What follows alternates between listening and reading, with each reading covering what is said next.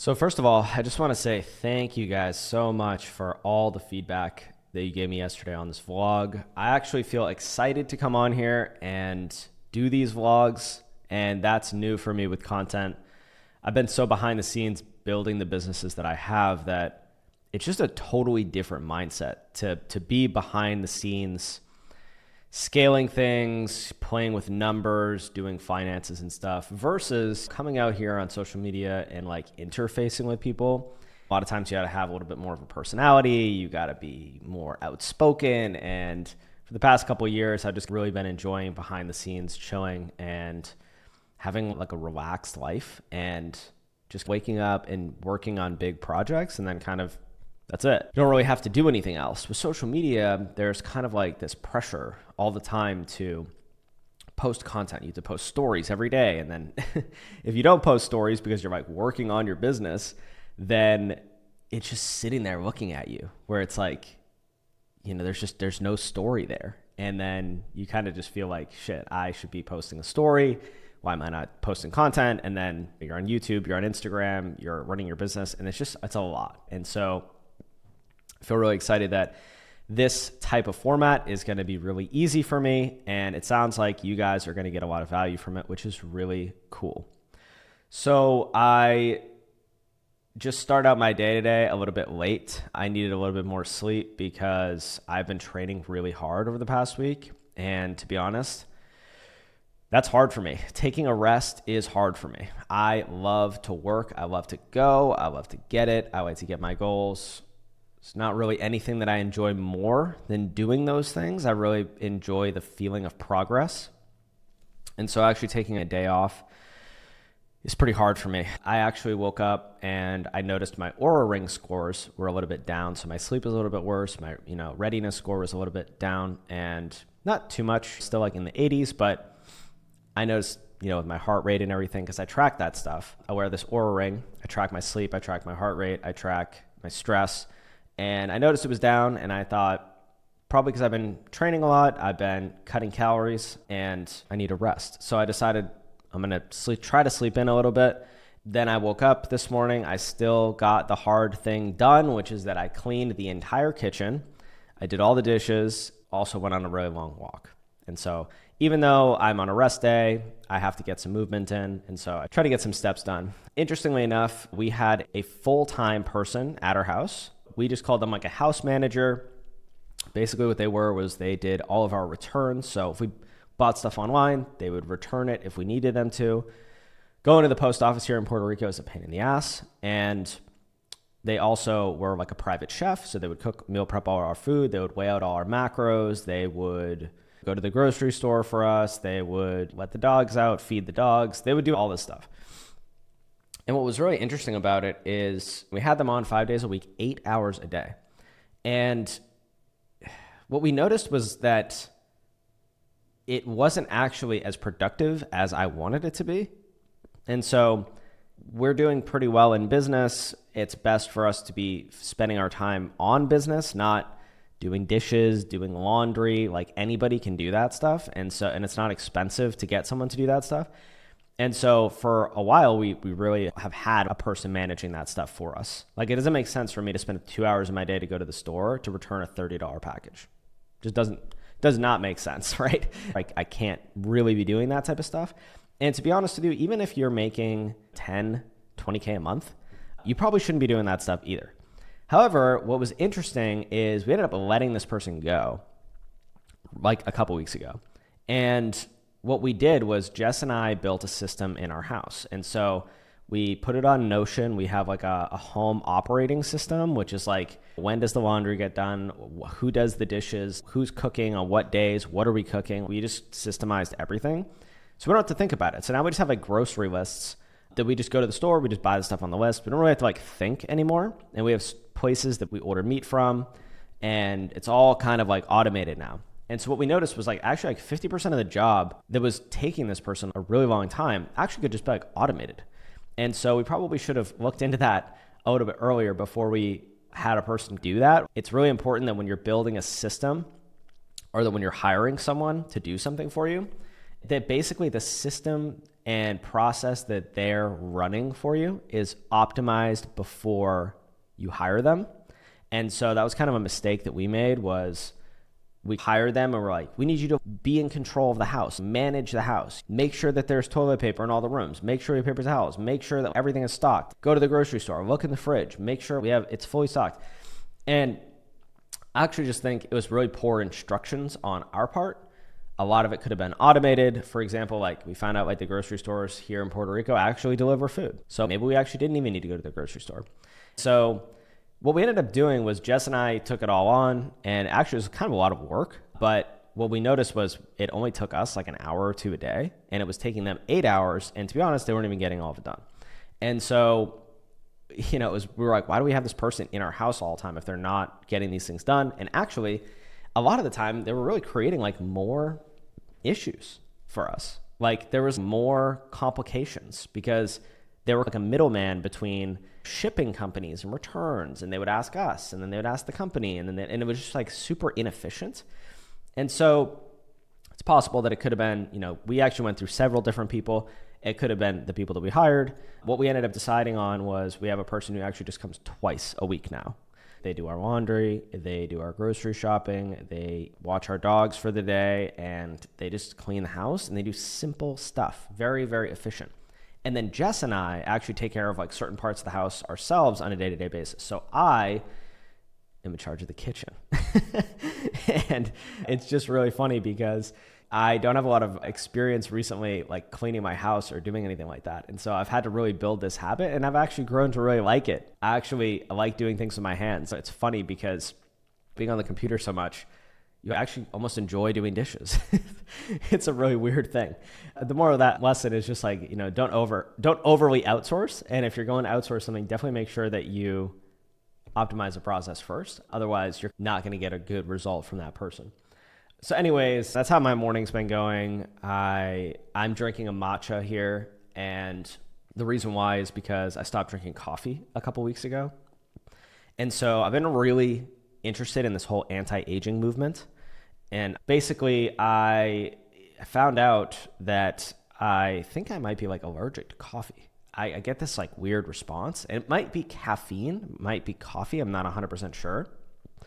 I also felt it with dairy. I did a DNA test. Turns out I'm predisposed to being lactose intolerant. And I think what's interesting about that is there's all these little things that people are unaware of that only affect them like 20%, but they just kind of like affect you 20%. And then you're only ever really operating at like 80%. And you think that 80% is 100% when actually it's 80% because you feel pretty good all the time. You just don't feel excellent. And I'm not interested in feeling pretty good all the time. I'm interested in feeling excellent and living for a long time and having a really long health span and lifespan. And so I'm experimenting with drinking matcha. The reason why I chose matcha is because it's got super high polyphenol count. And polyphenols are in olive oil, they're in chocolate, they're in coffee too. I just can't drink coffee. And they pretty much make you live longer. They make you live like a healthier life. So like a lot of the studies and things like that done on the Mediterranean diet or done on chocolate or red wine or olive oil or things like that are really good for you. It all has to do with polyphenols. And so I'm trying to incorporate more polyphenols into my diet. And it's been really interesting to do that. And I've actually started to feel a lot better. But the thing about polyphenols is that, they're in olive oil, they're in coffee, they're in matcha, they're in red wine, they're in chocolate, but they're only in really, really high quality brands because they get diluted and ruined in the processing part of manufacturing different products. And so you got to get the right brands and stuff. But anyways, topic for another day, probably. So that's what I've done. That's what I've done this morning. What's on my agenda today is Monday is a meetings day for me today. And so it's really funny to say that because I reserve this day for meetings. I hate meetings. I don't like to do meetings. I think that meetings are almost always a waste of time.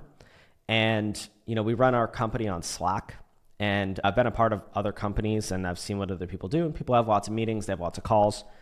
Calls are extremely inefficient. They're so inefficient. Like 90% of the time, you could just not have a call with someone. And instead, you could just send them a message that's like 3 sentences, and it would avoid the entire call. And so something I've noticed is people are always trying to get on calls. They're like emailing me, they're trying to get on calls, they're messaging me, they're trying to get on calls, like they want to have a discovery call, they want to do all this stuff just to like get on calls. And so much of it can just be sorted out through email, through chat, through like a voice message even. There's really like not a lot of reasons to have calls. Even a Loom video. So like Loom, I love that software. You just record a quick screen share, 3 minutes long, you watch it on 2x speed, and it just gets things done, right? Saves you a lot of meetings. So if you look at my actual calendar, I only have one meeting a week. I've reduced all meetings. I used to have a lot more, but it's just with my general manager. So at Smart Coach, we have a general manager now. She was our first ever hire. She's an absolute superstar. I love her. She's the fucking best. Everyone loves her in our company. All our clients love her. She just really excelled, and she's been like the perfect team member. And so we hired her. First, she was just a person who was having conversations with people in our DMs to book calls for us. And then she became an assistant. And then she became like a full-on role for that. And then she became a coach. And then she got really good at that. And then she basically has become like a general manager. So she basically like oversees the operations. So me and Jess, the way we kind of run our company at this point is Jess is really good at things that I'm also good at, but Jess is like a superstar at them. And the things that Jess isn't a superstar at, I'm a superstar at. So we make a really good team. So Jess is like an absolute, Jess is probably one of the best salespeople, like, I don't want to say on earth, but like she is extremely good. Top 0.0001% closer. Like Jess is so good at sales. And, you know, Smart Coach is actually kind of like a sales company. When we do all of the metrics and everything like that, we lay everything out in our business, the one number that moves the needle the most in terms of getting sales and increasing profit and everything like that in the growth of the company is sales. Not marketing, sales, which is interesting. And so Jess oversees that department in our company. We do have a sales manager now. So Jess is overseeing the sales manager, and then the sales manager is overseeing our entire team of closers. And what I'm doing is I am like basically the CEO, and Alyssa is our general manager. And so I manage Alyssa, and Alyssa manages our setters and our coaches. And so we kind of have this like layer in between us and the team. Not that we don't interface with the team. We talk to the team a lot, but in terms of onboarding, training, all these different types of things, the managers handle a lot of that stuff, and we manage the managers, and we manage the high level in the business. So I just have one call per week with Alyssa, who's our general manager, and I just say, hey, what's going on? How's everything in the program going? How's everything with the team going? Are there any problems? And then that meeting dictates a lot of my week, because maybe there's a problem with the product. Maybe there's a problem with the ads. Maybe there's a problem with something that I need to develop a process around. And so from that point, she has a to-do list from that. I have a to-do list from that. And sometimes we don't have a to-do list at all. But then the rest of the week, I don't have any meetings. But if I do need to have a meeting, I have it on Monday. And the rest of the week is pretty much open for me to just work on projects and actually get work done that moves the needle in the company. I'm at a place now where I've put other people in charge of other things that require a lot of like quick attention. And the things that are very long-term projects that really move the needle are the things that I do. And the things that I do are pretty much only moving the needle. Like every single thing I do in the company, everything I spend my time on is pretty much moving the needle. I don't really manage anything. There's nothing I have to get on and do every single day where I have to check on things, where it like doesn't grow the company. So every second of every day I'm growing the company, which is a pretty cool place to be at. So what other things have happened in the past 24 hours? So yesterday we had to let someone go, unfortunately, and they're great, really great person, really great personality, good for the company culture, but we had to let them go. I guess they were never really hired in the first place, but we did a trial with them. So when we hire people in sales, basically the way that we do it is we have an interview with them. If we really like them, then we invite them onto the team on a trial. So we do we do training, and then we give them 30 sales calls. Sometimes we know before the 30 sales calls, but we give them about 30 sales calls if we're unsure. And we give them the ability to show us their skills. So when it comes to hiring, interviews are great, but you can't always rely on an interview. And so basically the way that we do hiring processes, we'll get a couple hundred applications. And then out of those couple hundred applications, usually there's one or two people we actually want to talk to. And the reason for that is because we are looking for very specific personality traits. Very, very specific personality traits. We're looking for superstars. So at Smart Coach, we don't just hire people who do like an okay job or even people who do a good job. People on our team need to be like Olympic level, like they need to be at an Olympic level, literally. They need to be like top 0.1% to be on our team. And in order to find that, obviously you need to go through a lot of applicants and you need to be pretty judgmental about people's personalities, how they talk, what they say, the vocabulary they use, everything, like their skill set. A lot of times we hire people pretty much on their personality, especially for sales, because sales, a big part of what makes someone good at sales is not how good they are at technically selling someone. Like there's a lot of people who can read a script. There's a lot of people who can learn a process, but not everyone's going to be a top 0.1% salesperson because they don't have the personality. And so the personality aspect of it is the most important part. And even me, like I'm good at sales. I would say I'm like top 1%, but I don't think I would be top 0.1%. I don't think I could get to that level. Jess is at that level. She's better than me at sales. I don't know if I could get to that level. I'd have to really change my personality because I'm pretty logical. I am pretty direct. I'm pretty blunt. I kind of talk down when I close my words.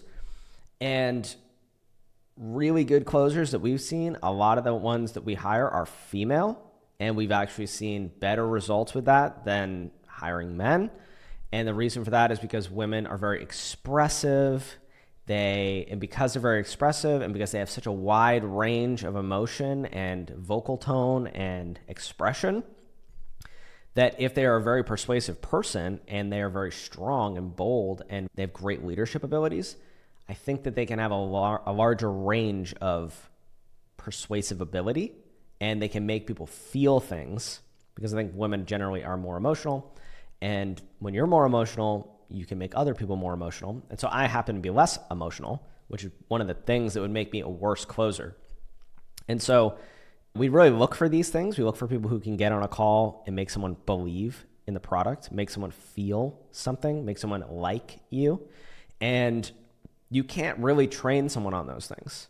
I'm sure you could, but we don't want to. I don't know how long that would take. That would maybe take months when we're actually looking for we're trying to identify that in someone before they actually get hired. And it's a very hard trait to identify. We just call them like stars. They need to be like a star personality. And so sometimes we hire people, we put them on a trial, and they're quite good, but we don't think that they're going to be a superstar. And it's probably that they just need a little bit more training, or maybe they need a little bit more experience in sales, or they need to refine their personality a little bit for that role, because not everyone has that. Sometimes people are just that way. You see someone who walks into the party and immediately like their energy, their presence is just recognized by everyone in the room. Everyone's looking at them. They're like the life of the party. Everyone's friends with them. They are naturally persuasive. They get what they want. Like they just kind of easily just breeze through life like that. That's a salesperson. That's a salesperson. That's a person I would want to hire. And those people are pretty rare. And so what we did was we hired this person. We had a 30-call trial. At that point, you have to kind of make a decision, a decision based on, it's basically a guess. You have to make a best guess. In the next 2 to 3 months, do I think that this person is going to reach our standard? And we just said, I don't think so. I think the amount of training, the amount of time, the amount of resources it's going to take to get this person to the level that we need them to be at is just greater than what makes sense for the company. And that's what it always comes down to, right? They're going to be fine in another organization. It's just that in our organization, it wasn't a fit because we don't have the resources, or we're not willing to allocate the resources to develop the person to the level that we need them to be at. And so let's talk about that. Like, what is the level that we need someone to be at? When you're hiring someone, it's really important, and this is something that new entrepreneurs, I didn't know this at all, you probably don't know this, is that when you hire someone, you need to set an expectation for them. And the expectation needs to be pretty objective about their role. Otherwise, they're not going to be able to actually meet that objective. And then when you let them go, it's kind of like, well, what could I have done better? I don't really understand like why you're letting me go. So that's why, first of all, we always do a trial. So instead of just hiring someone and then firing them, where they're like, what? You just hired me. What the hell? Like, I thought, it's like, oh yeah, it didn't work out. We're like, you're not actually hired yet.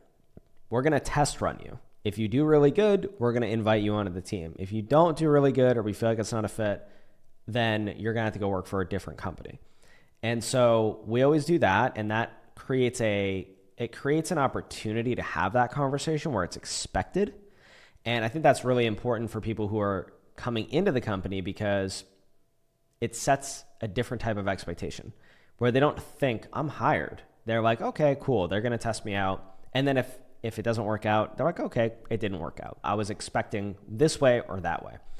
So that's always really good for people to know, because even if you do hire someone full-time and you just hire them right away, you're still kind of testing them out. You know what I mean? What if they do a bunch of weird stuff and then you let them go? It's not really great for the staff member. So we always try to set people up so that they have the right expectations from the start. And then we set up KPIs, so key performance indicators. When you're a new entrepreneur, you probably don't have these because you just don't have enough data, which is totally fine. If you're only doing 5 sales calls a week or something like that, then you probably don't really have serious KPIs, because you don't really have like averages, which is what a KPI is. So in our company, we aim to hit 35% of our sales that we have, like sales calls. 35% of those calls turn into a first full payment. So not collecting a deposit, not, oh yeah, I want to join, but I'll let you know later. First full payment collected. So they either paid in full or they did the first payment of a payment plan, first full payment. So we try to collect 35% of those calls, and that's quite high.